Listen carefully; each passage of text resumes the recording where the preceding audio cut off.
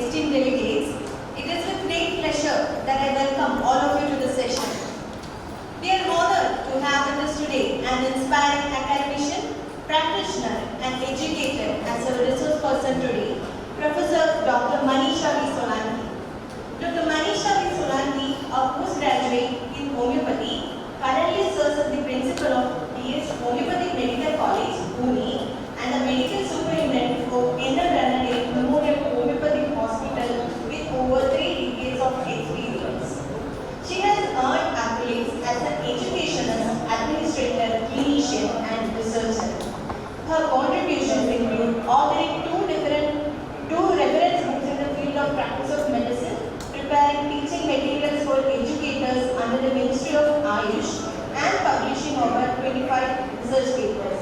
Dr. Solanki has been honored with the Best Teacher Award by Maharashtra University of Health Sciences and has served on various prestigious academic and research committees.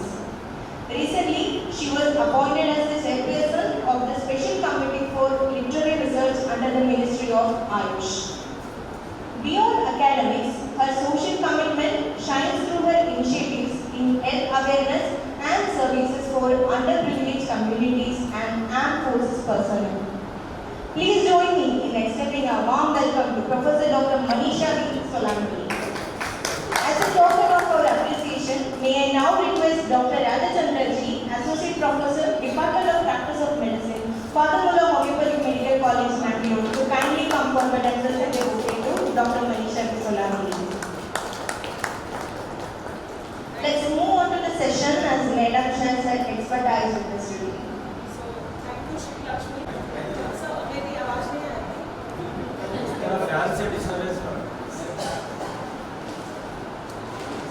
Okay. So, good afternoon. Hello.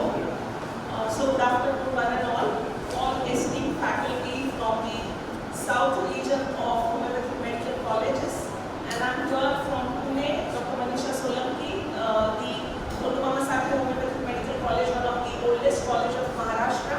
I had an opportunity to be a part of subject expert for formulating the CBDC curriculum under the guidance of NCH committee, core committee members, and our subject experts. I'm so happy that Dr.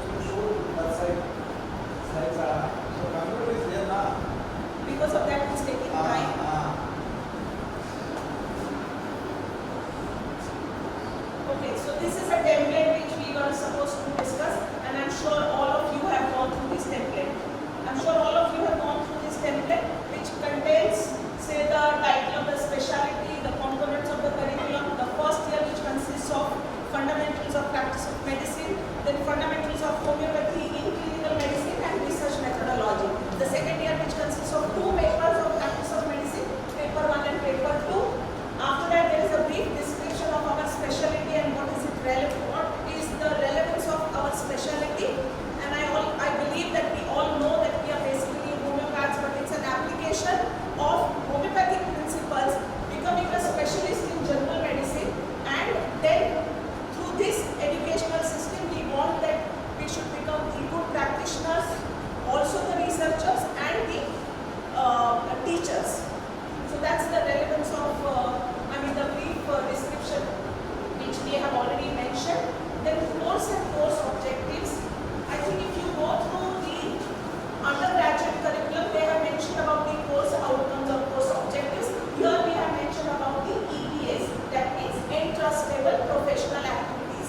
There are around 22 entrustable professional activities which I am going to talk about, and I will also show on the screen.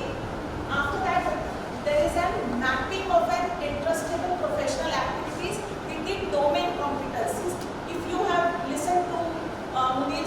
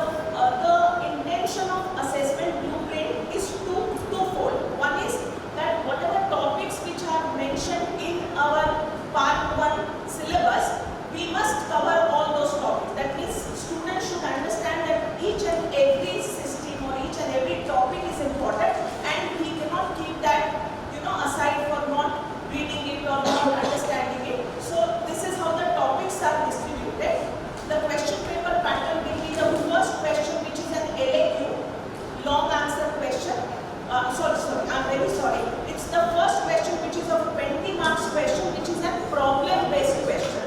So it has to be an application-based. We have to give either a case or the scenario or the problem, and accordingly we have to formulate the question.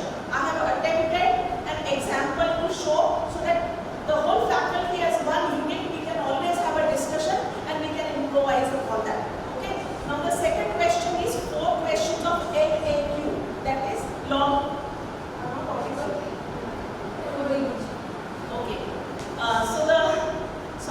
So the 4 questions are of long answer question, and here also with the suggestion from our faculty sir, we have said that let these questions also be application based, so that all the 4 LAQs which are of 10 marks each, since we want that we have to see the competencies to be related to entrustable professional activities, it becomes mandatory for all of us that these questions are application based. And SAQs, that means small answer questions which are there, 5 marks each of 8 questions are there.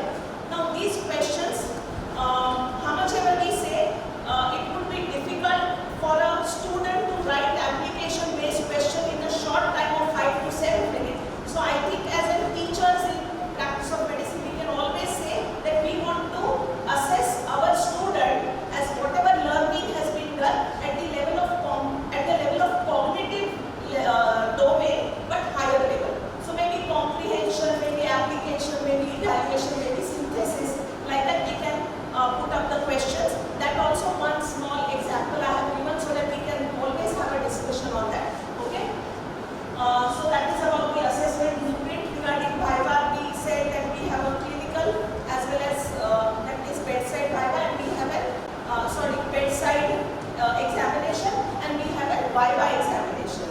So in Viva examination also, when we were going through these competency-based and trustable professional activities, I'm sure most of the colleges and most of the senior teachers I can see over here, we must be using the oral examination probing model.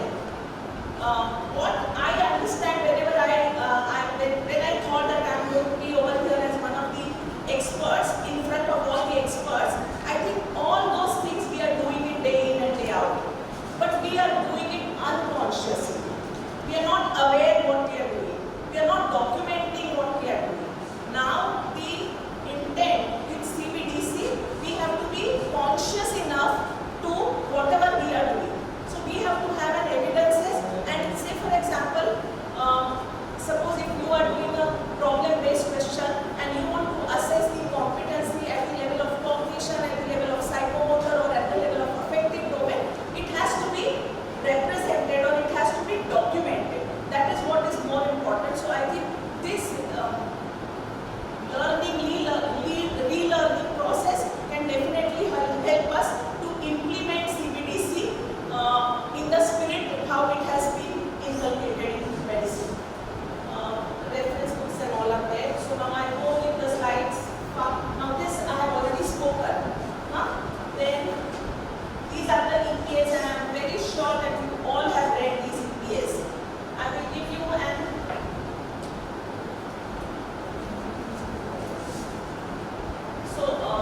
this is the mapping of EPAs within domain competencies.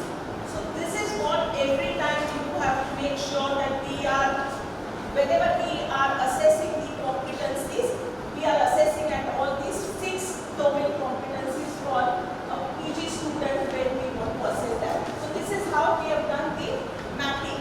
This table is also there with the main document which is there, and I have already told you the mapping we have to do, that which area is more important to be focused with which EPA.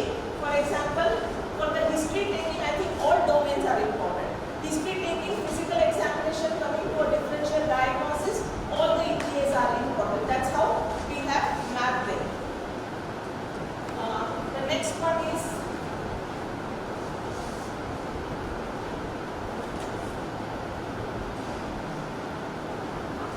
this is what we say milestone or the timeline which we have to follow. And one benefit which I feel initially when we are inculcating the CBDC, that we have a timeline where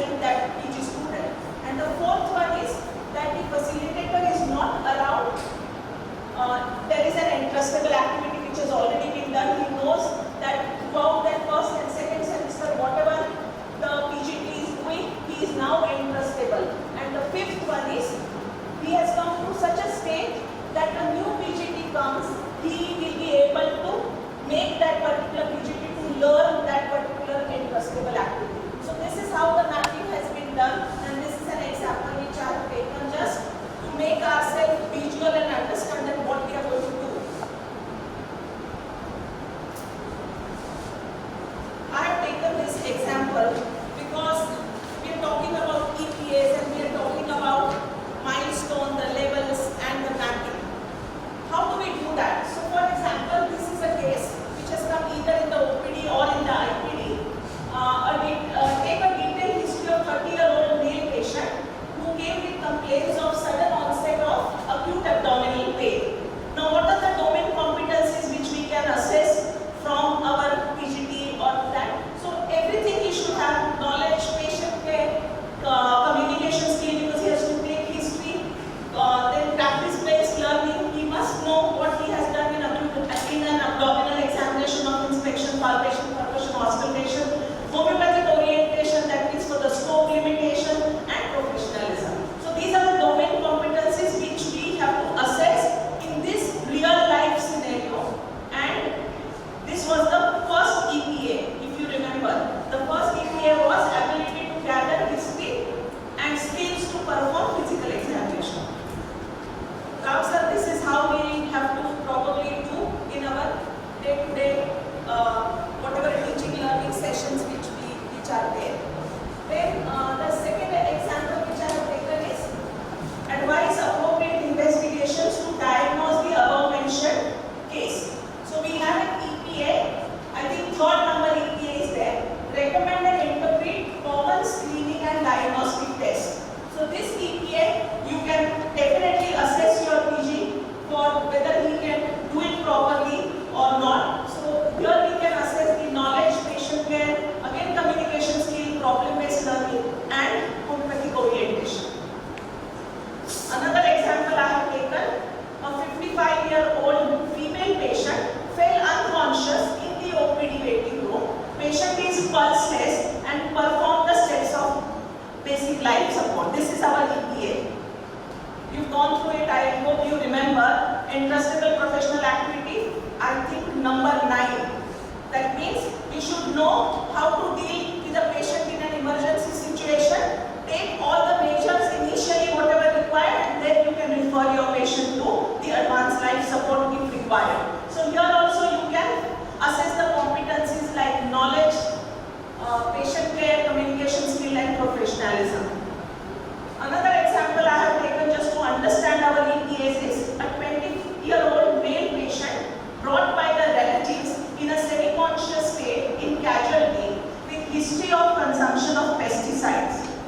Write a referral letter and complete the medico-legal procedures involved in case of poisoning. Again sir, our EPA is there, EPA number 15, which states that be well versed with medico-legal responsibilities. So I think this is how we can assess the EPAs in our real life situation, and this is what I understand as far as the domain competencies and these things are concerned. Do you think this is all okay?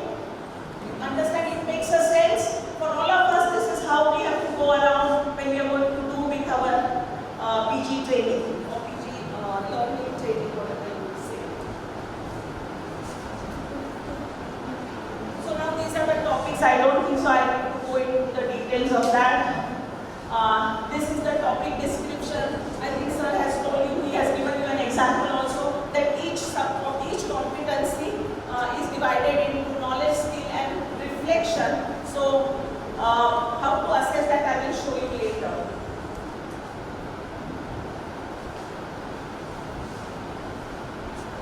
The competency-based learning methods, you can use individual-based method, you can use peer review method. I think that also has been mentioned in clinical medicine, sir. I believe almost in majority of the cases you can make use of both peer-based learning methods also and individual-based learning methods also. And the domain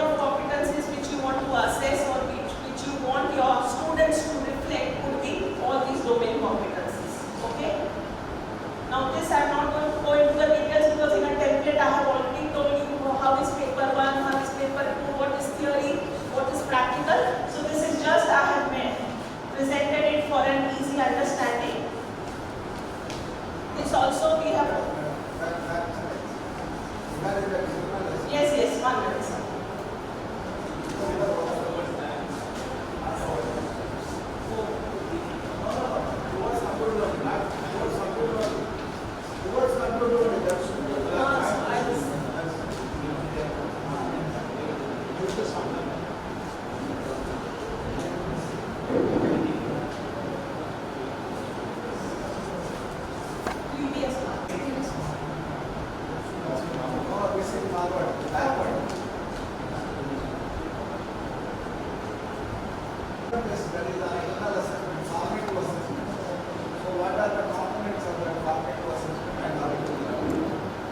For the formative assessment, sir, it is there are two things which we can understand.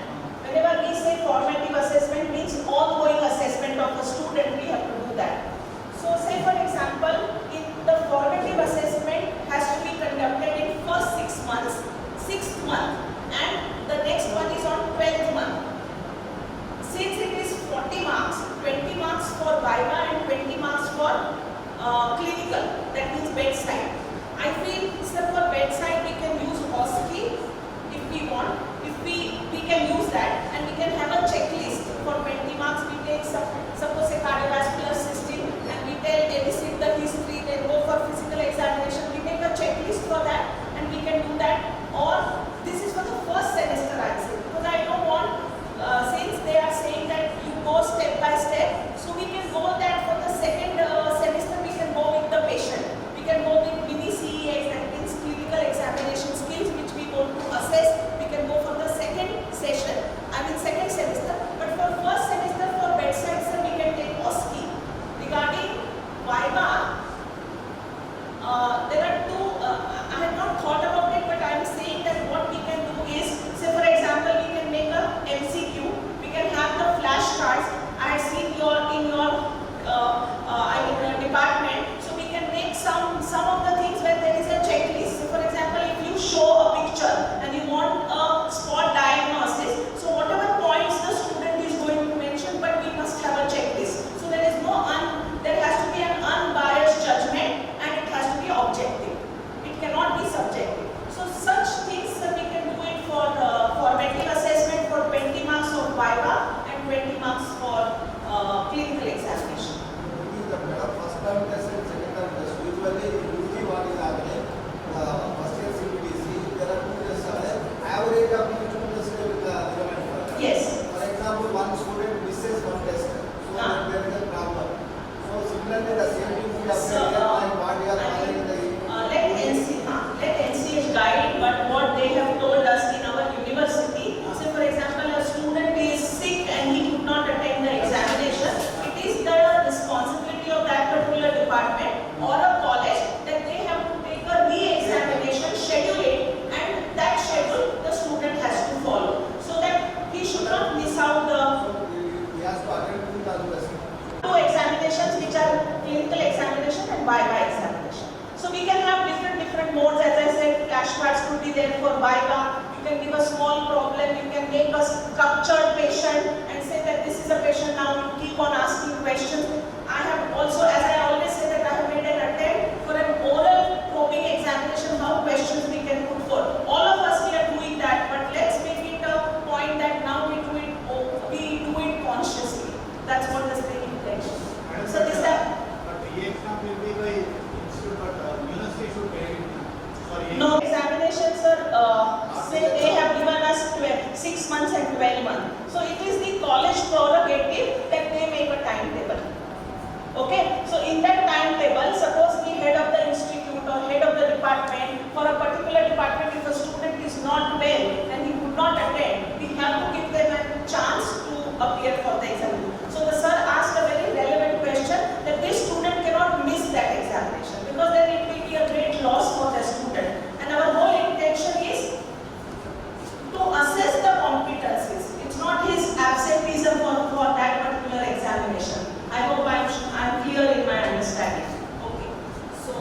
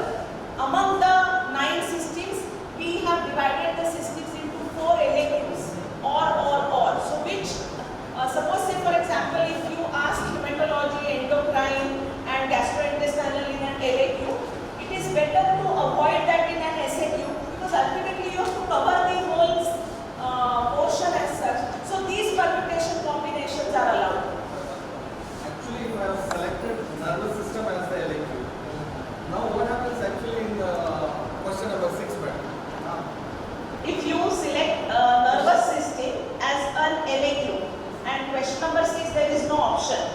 Is there an option? It is nervous system only. Only nervous system. There is no option. That means you are asking 15-mark question on nervous system, which is fair enough.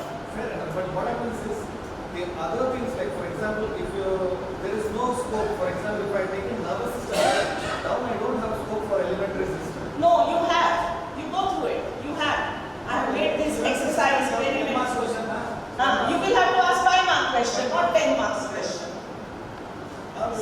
Every system cannot have a 10-mark question. One system, if you take 10-mark question, one system will have a 5-mark question. You decide. Suppose first year you ask nervous system, next year you ask respiratory. What madam said is that the same Yes. is also, but without labeling it.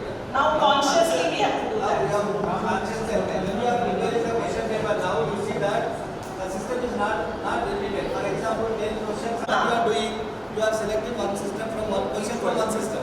So what you are seeing That is is not equal right. importance. Similarly, when you are selecting this particular thing and as per this blueprint, you give proper representation to. Yes. For example, you consider central nervous system. For any MD student, what we think that central nervous system is important. Even in the Yes. Viva also we say that we have central nervous system based so that we can have better understanding about the comprehension of the student. For example, your central nervous system is problem based. Then don't repeat the central nervous system in any of the either SAQ or LAQ. It will be important to our system. So in such situation, question number 6 becomes what, sir? Because But question number anything. It is for example said madam had said No. Question number 6, if it is nervous system, you ask nervous system, na? But then higher up, if you have asked nervous system for 10 marks, the other system will come for the other question where all is there. but this is rigid. No, this is not rigid. That's what we are. Question number 6 should be some CNS, not that rigid. Not that rigid. What is ultimate thing is that you give And to cover the whole proper representation of entire syllabus. That's And- what we are doing. That's what we are So doing. if it is not rigid, then it's Yeah. Sir, one more thing I am telling you. Why we do this exercise, that uniformity. Yes. It should not happen that it is being understood in a different way, because sometimes it happens if you go through question paper, I can go through my university question paper, some questions are repeated in one system and the other system is completely excluded. That is not allowed. That is not allowed. Why I raise this matter? Because the existing CBDC for first year. First year, what is the existing CBDC for first year? They gave the examples and they are following that in this particular LAQ should be given in this chapter only. This is as good as it is, what is that? It is a question paper is lead. But sir, I will also give you one benefit of this. Because why I said is that when I sat down and I said all this system should cover up, it took time, sir. No, because every time you have to do permutation and combination. You have some ready thing which is there with you. Now you do permutation combinations. It is easy for you to do that. Only Okay. blueprint is this. Yes. But if you have to do it originally, then it was quite difficult. 34 marks respiratory system present in 34 marks. And GIT having 34 marks. That means a student in Rajasthan University, 64 marks, he will get Oh, yeah. two chance.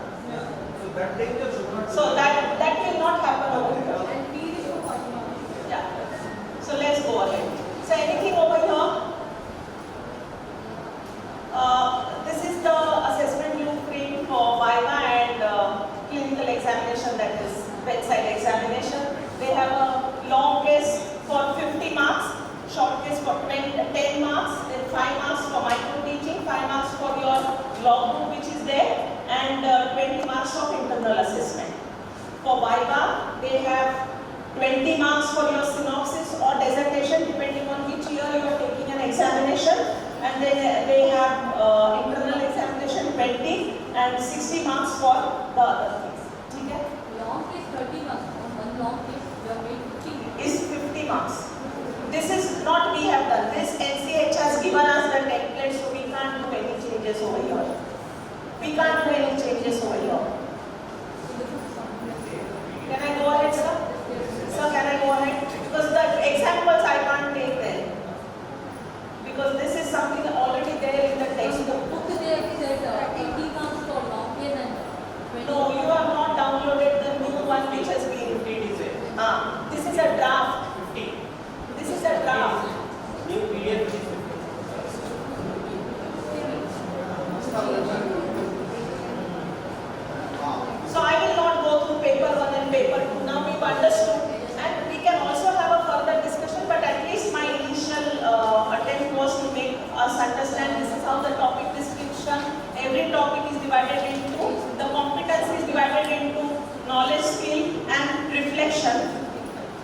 also example I will show you.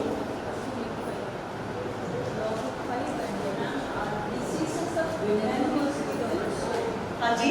diseases of women in paper 2. So we are doing obstetrics, gynecology. No. There is not an obstacle. If you go through it, you can understand the topics which are there. That is not our specialty. So I think the overview of a particular female comes to you PCOS. Are we not going to evaluate the patient? That's how it is. It's not the exactly Davidson. If you go through it, I think you'll get that heading. So this also is being discussed. I'm not going through that again because this is for part 2. And this is the question which is problem based long answer question and short answer question. This is again paper 1 how it has been divided and paper 2 how it has been divided.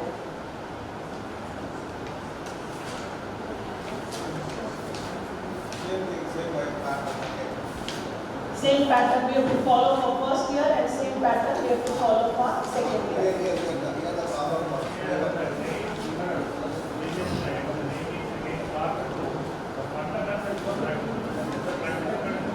Fundamentals of homeopathic practice of medicine.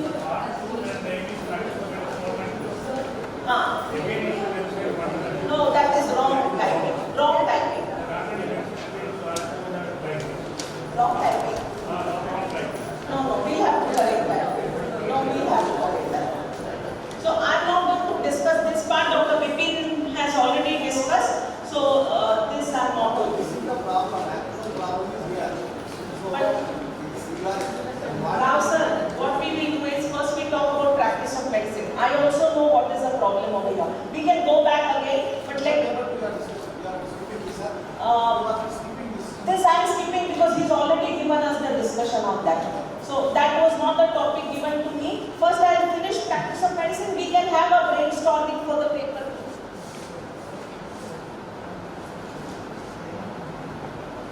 This actually I have colored it differently so that I am not supposed to discuss, but I should know that this early.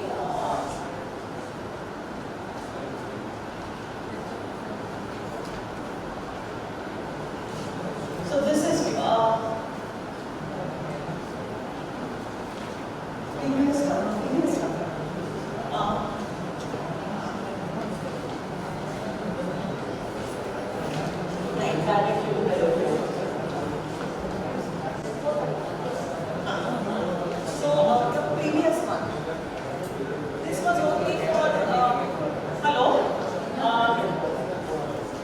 teachers, this was only for to keep in mind that this is what we are going to do when we are going to assess the competency at the level of cognition, at the level of psychomotor and at the level of affective domain as the levels are concerned. Because nobody of us will focus only on recall. No, we are not going to focus only on recall in cognition. So next is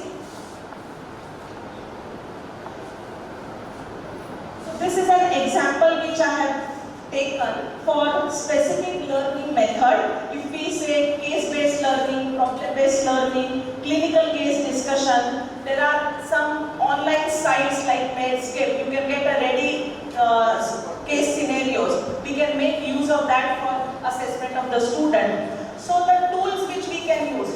Method is what? Specific learning method, that means a teaching method. What is a teaching method? Maybe from the case-based learning we are teaching our student. But the tool is, it can be a real patient, it can be a structured patient. You understand? This is a difference which we have to keep because these are the terminologies which are sometimes overlap in our day-to-day talking, but we don't want to do that. The learning methods and the learning tools. Tools are something, say for example, chalk and board, AV8s, these are the tools for small group learning, large group learning, whereas these are the learning methods. Okay, so this is an example, you can go through that. Say for example, a simulation and skill lab. What is the tool? We have a mannequin and we can show an basic life support on a mannequin or how to put an IV cannula, all those things. Now, how we by using these learning methods. This is what I have tried, and what is the level of competency which you can assess. So say for example, if you have a case-based learning, your session is on a case-based learning, the domain of competencies which you can assess are all 6, that is knowledge, patient care, practice-based learning, communication skill, professionalism and homeopathic orientation, and the level of learning domains which we can assess through case-based learning is at the cognitive level. We can know whether what is the knowledge of a student, whether he can comprehend the case, whether he can apply, whether he can do differential diagnosis, that means analyze, synthesis, come to a provisional diagnosis and give a management strategy. So at the cognitive level you can assess your student at all the levels, all the higher domains of learning of Bloom's taxonomy and the Gilbert's pyramid which is there. Problem-based learning also we can have cognitive, psychomotor and affective domain. In case-based learning, affective domain can be very easily assessed, like how he talks with the patient, what counseling strategies he can use in a patient who needs a counseling for whatever reason, how the patient has presented. Clinical discussion, micro-teaching. So these are the examples sir, we have tried so that we can make use of different types of learning methods and how to assess the competency. So fishbowl, flipped classroom, 1-minute preceptor, simulation, journal club, e-learning, self-regulated learning, reflective learning, and what are the levels of competencies which we can assess. I have tried to put it in this. Now they say that in competency-based curriculum, learning and assessment has to go hand in hand.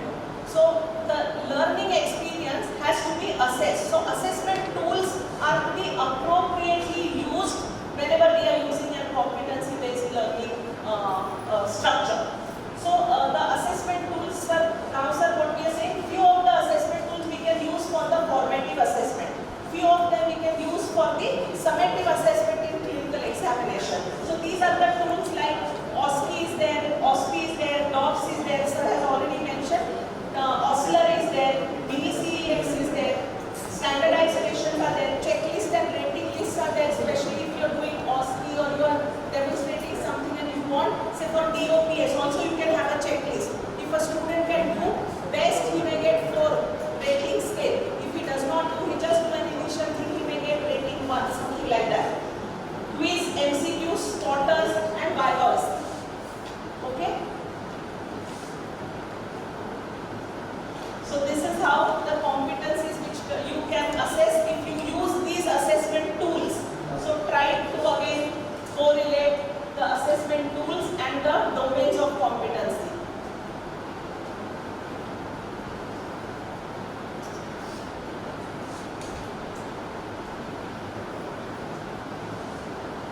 Conventional teaching methods also can be used. May not be that every time you are going to take a lecture, but for one particular topic where you feel that you want to introduce a concept or something like that, and you just want to prepare your students so that further learning tools you can, learning methods you can use later. So some large group learning, small group learning, all those things you can do, panel discussions. These things we are doing it. Even now we are doing it, right?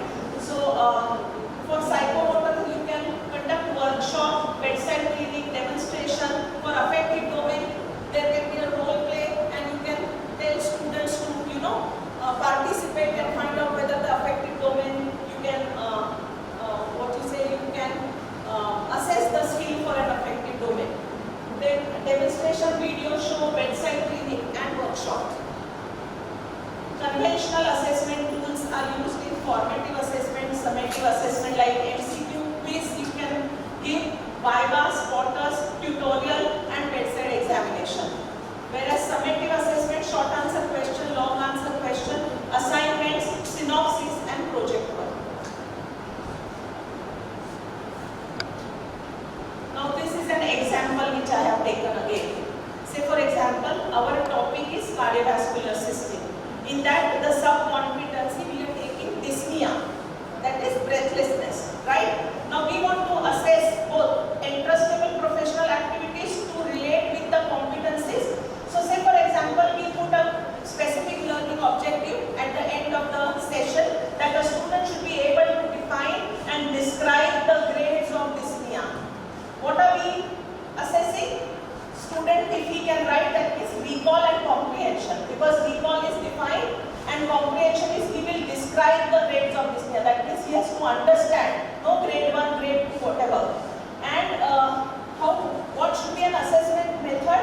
Either you can ask a MCQ or there can be a short answer question, or there may be a quiz, or in Viva you can ask me, in a Viva you can ask the student what are the grades of dyspnea, like that. So this is an example which I have taken. Explain causes and pathophysiology of dyspnea. In a cognitive domain, I am only judging cognitive domain. Then I will go for psychomotor and then I will go for affective. So you have a comprehension, analysis, application. You can ask SMU, Viva or quiz. Identify associated signs and symptoms with dyspnea.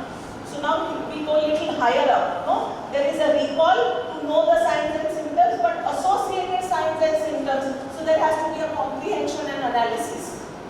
I hope you are with me. Are you all with me? Yes. Okay. Then Then differentiate between cardiac and respiratory dyspnea. So here also we are assessing a cognitive domain, but higher cognitive domain, because we want to differentiate a student what is respiratory dyspnea and what is cardiac dyspnea. And the method of assessment could be MCQ, Viva, then prescribe and interpret investigations. Again, higher domain of cognition, we can have MCQ, OSCE, Viva, take detailed history and elicit negative history in a patient. That also goes to the cognitive domain, higher cognitive domain. You can have an LAQ, SQ, OSCE, Viva and bedside examination. And the last one in cognitive domain example I have taken, state differential diagnosis, final diagnosis after interpreting investigations, and state the management protocol. This is also a higher level of cognition, because you have to write the management protocol. That means you have to understand the pathophysiology, everything. Without that you can't write a protocol. So that is about an LAQ. Now same for dyspnea. If you want to assess the psychomotor domain, these are the questions. And this is the assessment. What is the question? Take vitals and perform general examination. So it's a psychomotor domain. And what are you doing? At the level of precision, articulation and naturalization. So every patient they have to do that. It is not that you ask them to do it, but a patient of dyspnea they have to do that. And this is how there can be an assessment method. Same thing for inspect the patient for assessing the grade of dyspnea, or perform palpation, percussion, auscultation. Selection of appropriate O2 delivery device is a psychomotor domain. No, in a bedside examination if you are doing that. So this is how psychomotor domain can be assessed. Affective domain pertaining to dyspnea, I have taken an example. Show empathy towards the patient with breathlessness. So that means how the PGT is responding to a patient who is dyspneic, right? This can be also assessed through role play. Then appreciate the impact of breathlessness on quality of life. This is also a psychoaffective domain, and you can assess it through OSCE, bedside examination, or a standardized patient.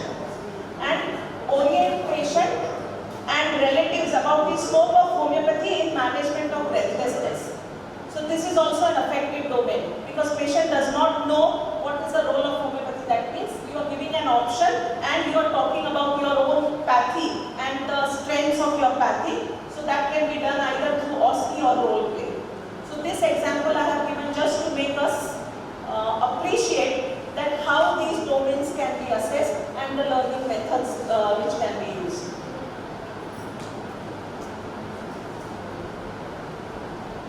So this was a question paper layout, what question he asked.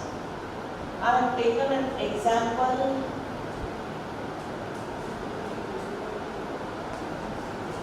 Now I have taken this example. You can have still better examples. You can keep on, evaluating the things in a way. Say for example, for a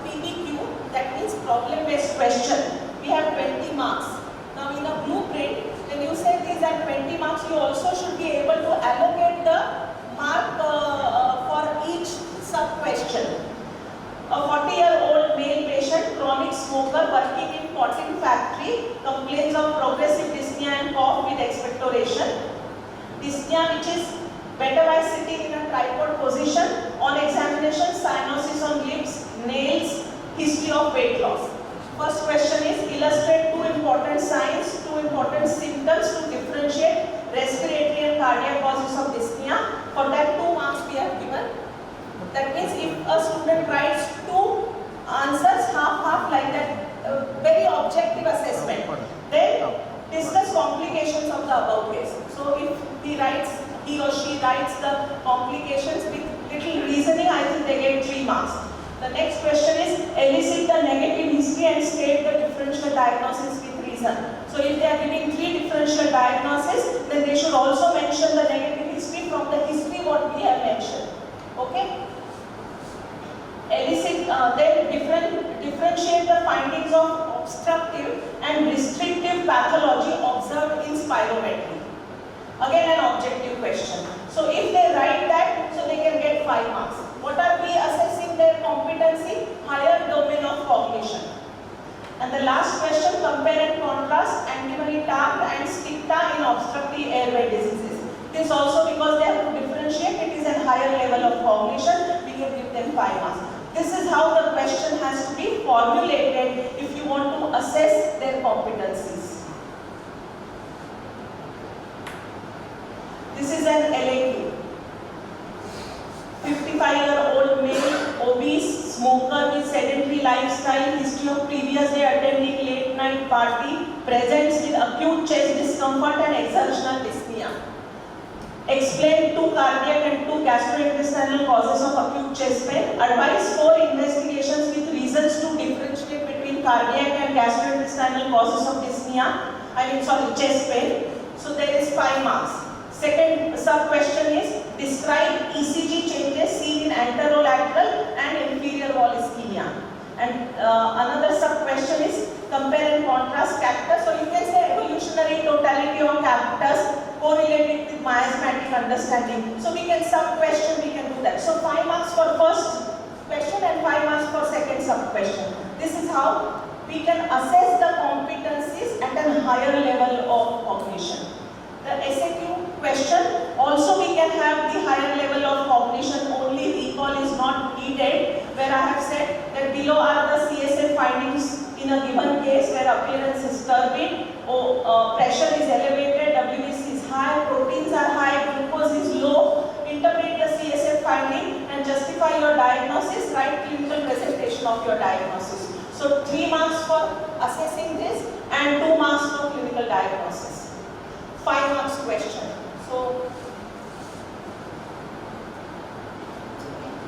So now this is how I take an example just to make both for a person who was involved in a subject formulation. Also as a teacher on the other side, we should understand where the difficulties can come. So I think we have to formulate questions with subdivisions so that every subdivision can have a mark and you can assess the competency at a different level of competence. So you can go through this if you want. I think you've got an understanding of what I am saying. You want me to read? You want me to read? No.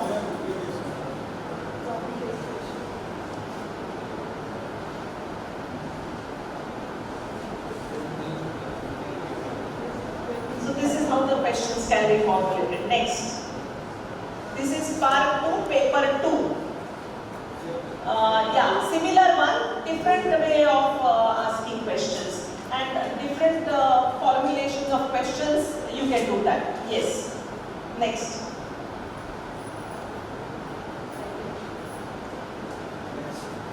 So this is part 2, paper 2. Examples I have given. Okay? Right. Now, dimensions of clinical competencies and its assessment for entrustment. Till now we were talking about theory assessment. Now we are saying clinical assessment and clinical competencies. Now, what are the dimensions? We know all those 6 dimensions like knowledge and patient care and homeopathic oriented. These are all the competencies which are there. The formative assessment for assessing the knowledge and all that. These are the examples where we can use these assessment techniques for the formative assessment and these assessment techniques for the summative assessment. So now sir, we can give multiple options over here what you are asking. I think this chart can be clearly indicating of that. In addition to this, I mean, the tools or assessment method we have used for this particular purpose.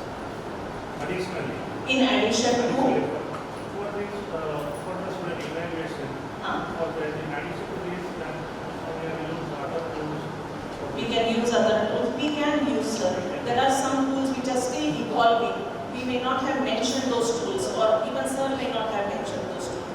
But they are, if they are all evolving tools, we can definitely use them. There is no hard and fast rule. These are few examples so that in the initial stage, we don't get stuck as to what to use and what not to use. That's all. Competency base we are prepared SLOs. Maybe this type of that assessment is not sufficient. That's May the not reason be. why I say. Yes. You can always use, sir, in addition to all these what we have said. Now this is one is viva examination or an oral examination. I repeat again that probably all of us we make use of probing oral examination as such, but we are not doing it consciously. So what are the components of oral examination?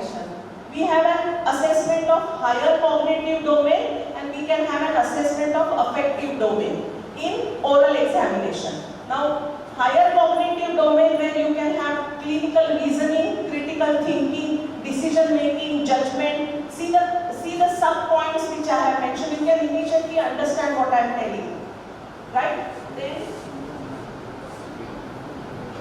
Then clinical management, planning, problem solving, ethical reasoning. These are all higher domains of cognition. In viva examination, you can ask such questions to the students. I have got the examples of that, so I am not taking time over here. You can just go through this. In affective domain, we have to assess the values, attitudes, behavior, emphasizing professionalism, empathy and ethical sensitivity. So professionalism and integrity, empathy, interpersonal communication, cultural sensitivity, inclusiveness, reflective practice, self-awareness, commitment to lifelong learning. These are the aspects which you can assess in oral examination. Now testing methods of oral examination. ये कैसे test करेंगे हम? All that what we said in competencies of cognitive and affective domain. So we can give students either a case-based scenario or a structured question or a role-play scenario. So these are the methods for assessing in oral examination. Next. Now this is a probing model of oral examination. Nowadays there is a lot of talks on probing model on oral examination. I have mentioned the importance of that. We will go for the next slide. Now in probing model, what are the key features of probing model?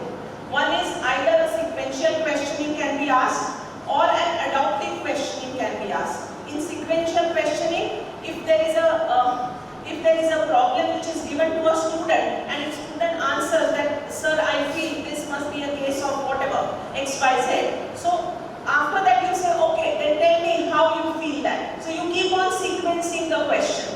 You understand? Or suppose if you feel that he's not come to a specific diagnosis and he's come to a near diagnosis, then you start an adoptive question. Okay, you are saying that, but do you think that such things are not there and still this can be a differential diagnosis? That is how the questions can be asked. So sequential questioning, adoptive questioning. Next. Focus on depth rather than the breadth. Assessment of higher cognitive skills and affective domain evaluation.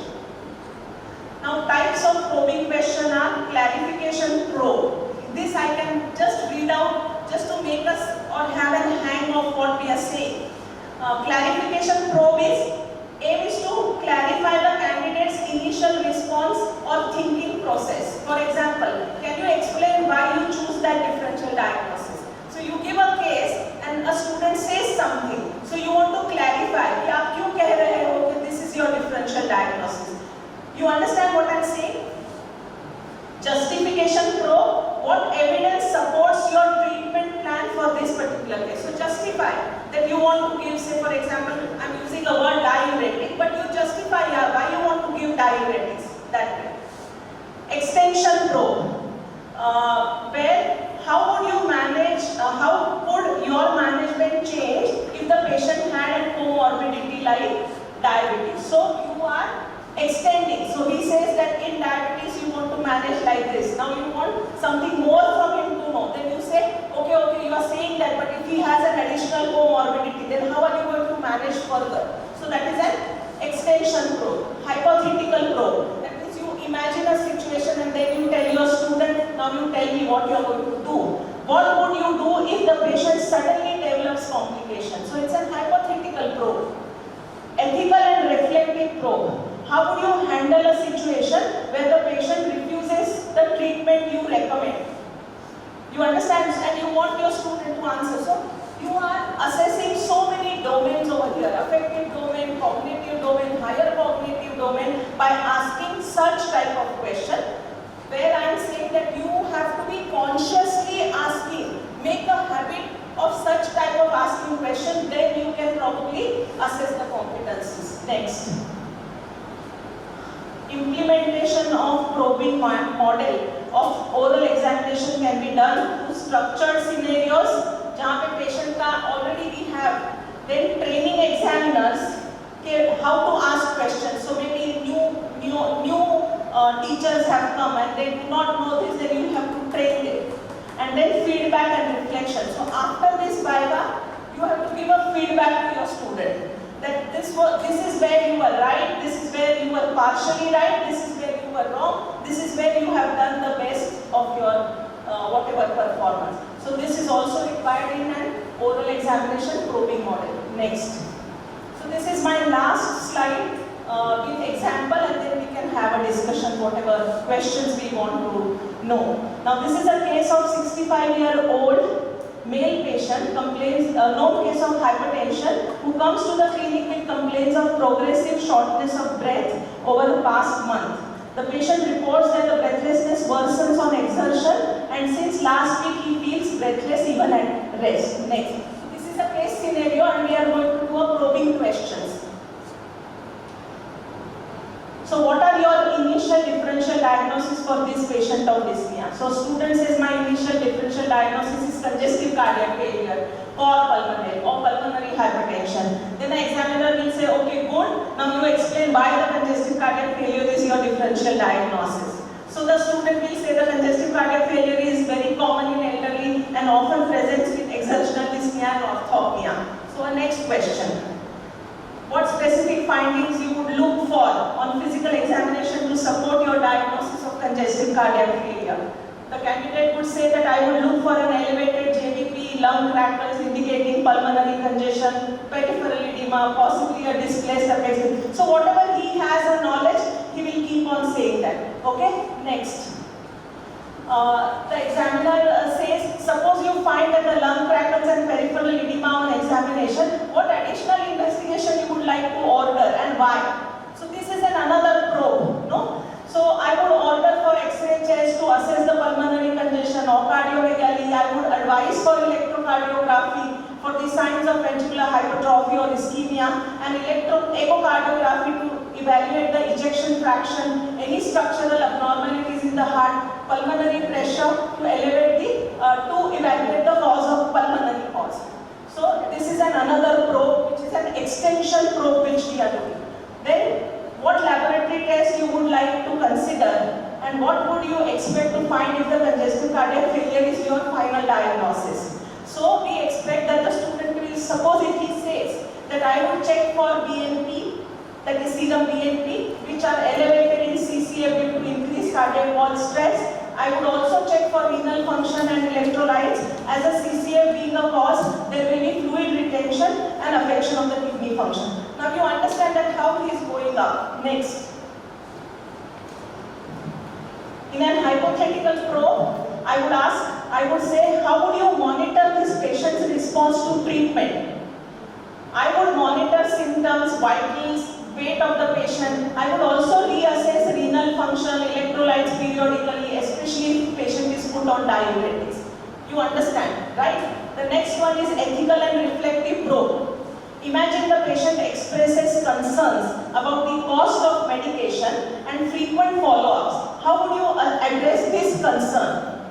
I would discuss with them which medications are essential and explore the cost-effective option with my patient. I would also offer to connect him with social services. Additionally, I would educate him for lifestyle measures like reducing salt intake would help manage symptoms and reduce the need for more medications. Also, I will orient him about the role of homeopathy as an add-on therapy in the management of CCF. So, this is an ethical or a reflective probe. So, these are the few examples which I wanted to share with you all, hoping that what we are talking about, the competency-based curriculum and the EPAs, I think it can help. This is how we can monitor a structured training. In first month, we have an orientation program. We have to chalk out for us what type of an orientation program we want to have. First year beginners, second year and third year. And the next is a sample example of next slide.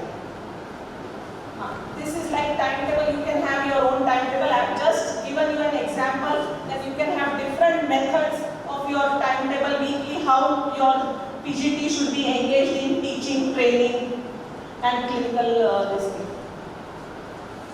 Next. So finally, I feel that medical education is not just a program for building knowledge and skills in its recipients. It is also an experience which creates attitudes and expectations. So with this, I would like to conclude and I want to acknowledge the